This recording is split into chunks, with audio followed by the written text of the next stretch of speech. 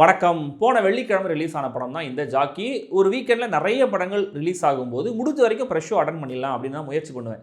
ஏன்னா ஒரு வேளை ப்ரெஷ் ஷோவில் அந்த படத்தை மிஸ் பண்ணிட்டேன்னு வச்சுக்கோங்களேன், வெள்ளிக்கிழமை ரிலீஸ் ஆகிற படங்களுக்கு ஷோ கிடைக்குமானே தெரியாது. ஷோ கிடைச்சாலுமே கூட கூட்டம் வந்து ஷோ பிரேக் ஆகாமல் ஓட்டுவாங்களா அப்படின்னு தெரியாது. அதே மாதிரி தான் லாக்டவுன் அப்படிங்கிற ஒரு படத்தை வெள்ளிக்கிழமை காலையில் பார்க்க போனேன். ஆனால் ஷோ கேன்சல் ஆயிடுச்சு. அதனால தான் மலையாள படத்துக்கு போயிட்டேன். இதே மாதிரி போன வாரம் நான் மிஸ் பண்ண படம் தான் இந்த ஜாக்கி. இப்போ தான் பார்க்க முடிஞ்சிச்சு. மதுரையில் மட்டும் இந்த படம் செம்மையாக ஓடுதுங்கிற மாதிரி செய்திகள்லாம் வந்திருக்கு. அது ஏன், இந்த படம் நிஜமாவே எப்படி இருந்துச்சு அப்படிங்கிறத சொல்கிறேன். நீங்கள் சப்ஸ்கிரைப் பண்ணனா சப்ஸ்கிரைப் பண்ணுங்கள். வீடியோ எப்படி இருந்துங்கிறத கமெண்ட்டில் சொல்லுங்கள். லைக் பண்ணுங்கள், ஷேர் பண்ணுங்கள். விருப்பம் இருந்தால் மெம்பராகவும் ஆகலாம்.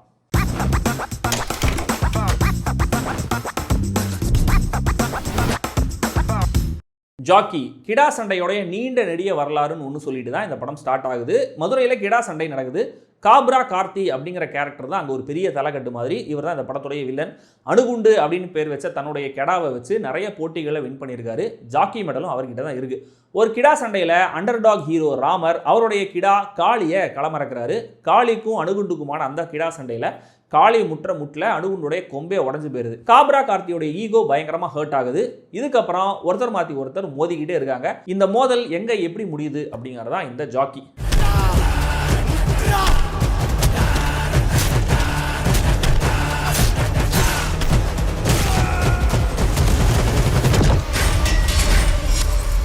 இந்த படத்தோடைய ஹைலைட், ஸ்ட்ரைக்கிங்கான விஷயம், படம் முடிஞ்சதுக்கப்புறமும் மைண்டில் ஓடிட்டே இருக்கிற ஒரு விஷயம்னா இந்த படத்தோடைய கிடா சண்டை காட்சிகள் தான். கிராஃபிக்ஸ்லாம் கிடையாது, நிஜமாவே கெடாயை வச்சு ஷூட் பண்ணியிருக்காங்க. எப்படி பண்ணாங்கன்றது ரொம்ப சர்ப்ரைசிங்காக இருந்தது. படம் முழுக்கவே அங்கங்கே வர அந்த கிடா சண்டை, அதில் சவுண்ட் டிசைன், பின்னணி இசை, எடிட்டிங், சினிமாகிராஃபின்னு இம்ப்ரெசிவான ஒர்க்கை தந்திருக்காங்க இயக்குனர் பிரபாகலும் அவருடைய டீமும். மேக்கிங்காகவே இந்த படம் இந்த பட்ஜெட்டுக்கு நல்ல குவாலிட்டியான படமாக இருக்குது. கிடா சண்டை மாதிரியே மனுஷங்க போகிற சண்டையும் நல்லாவே எடுக்கப்பட்டிருக்கு. இன்சிடென்டலி ஸ்டன் டைரக்டர் பேரும் பிரபு ஜாக்கி தான். நல்ல ஒர்க்கை கொடுத்துருக்காரு.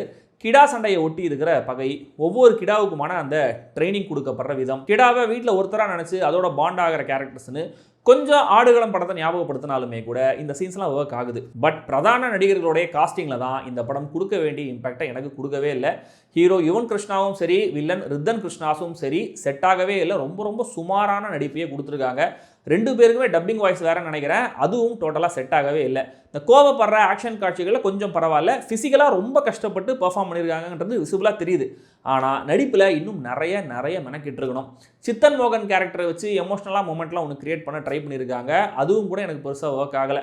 மதுசூதனன், அம்மு அபிராமி, சரண்யா ரவி, பத்மன் எல்லாருமே நீட்டான பெர்ஃபார்மன்ஸை டெலிவர் பண்ணியிருக்காங்க. மெயின் வில்லனை விட வில்லனுடைய ஃப்ரெண்ட் சிவபானம் அப்படிங்கிற கேரக்டரில் வர சாய் தினேஷோடைய வில்லத்தனம் கன்வின்சிங்காக இருந்துச்சு. இன்டர்வல் பாயிண்ட்டில் அன்எக்ஸ்பெக்டடான ஒரு விஷயத்தோட தான் பிரேக் விடுறாங்க. அது நல்லா இருந்தது. இன்டர்வலுக்கு மேலே ஹீரோவுக்கான ஒரு loss, emotional moment, villain character arc இன்னும் நெகட்டிவாக மாறுற விதம், மதுசூதனன் கேரக்டர் இதுக்கான ரிசால்வை கொடுக்கறதுன்னு புதுசாக இல்லைனாலுமே கூட என்டர்டெய்னிங்காக போகுது. பட் இங்கேயும் திடீர்னு வர 2 பாடல்கள் தேவையே படலை. ப்ரீ கிளைமேக்ஸ் ஸ்டெச்சுக்குன்னு ஒரு உத்வேக பாடல் மாதிரி ஒன்று போட்டிருக்காங்க. அதுவும் கேட்க எனக்கு சுமாராக தான் இருந்துச்சு. பட் ஒரு மாதிரி சமாளித்து கிளைமேக்ஸில் கொண்டு வந்து நிறுத்தி அங்கே சூப்பராக ஸ்கோர் பண்ணுறாங்க. இங்கே ஹீரோவுக்கு வர சிக்கல், அதுக்கு பின்னாடி இருக்கிற வில்லனுடைய பிளான்லாம் நல்ல ஸ்மார்ட்டான எலிமெண்ட்ஸாக இருந்துச்சு. கிடா எல்லாமே அதோடைய ட்ரெயினர் கொடுக்குற அந்த கமாண்டுக்கு எப்படி சண்டை போடுதுங்கிறத காட்டின விதமும், அதை வச்சு வில்லன் பண்ணுற ஒரு விஷயமும் கண்டிப்பாக அந்த சண்டையில் ஒரு டென்ஸ்டான சூழலை உருவாகுது. கிடாவுடைய கடைசி நாக் அவுட் பஞ்ச் படமாக்கப்பட்ட விதம் சூப்பராக இருந்துச்சு. டிராபேக்காக சொல்லணும்னா இந்த கிடா சண்டை அதோட வரலாறுன்னு ஆரம்பிச்சுட்டு ஒரு வழக்கமான ஹீரோ வில்லன் சண்டையாக தான் அந்த படம் மாறுது. அப்படி பார்க்கும்போது ஆரம்பத்தில் கொடுக்கப்படுற அந்த பெரிய பில்டப்லாம் ரொம்ப அர்த்தமே இல்லாமல் போகுது. இப்படி ஒரு பேக்ட்ராப்பில் வழக்கமான ரூரல் ஆக்ஷன் கதை அப்படின்ற மாதிரி தான் சொல்லணும். ஹீரோ வில்லன் கிளாஷ் எல்லாமே ரொம்ப யூஸ்வலாக ப்ரெடிக்டபுளாக தான் போகுது. இதுக்கு நடுவில் பர்பஸே இல்லாத, அழுத்தம் இல்லாத, இந்த களத்துக்கும் தேவையே இல்லாத லவ் ட்ராக்கும் ஹீரோ வில்லனுடைய டப்பிங் வாய்ஸ் மாதிரி சுத்தமாக ஒட்டவே இல்லை. லவ் ட்ராக்கை ஒட்டி வர பாட்டும் கூட அதே மாதிரி தான். கிடா சண்டை காட்சிகள் எல்லாம் செம்மையாக எடுத்திருக்காங்க தான், அதில் எந்த மாற்று கருத்தும் கிடையாது. ஆனால் அதில் பெரிய வெரைட்டி இல்லை. சண்டை எல்லாமே ஒரே மாதிரி தான் இருக்குது.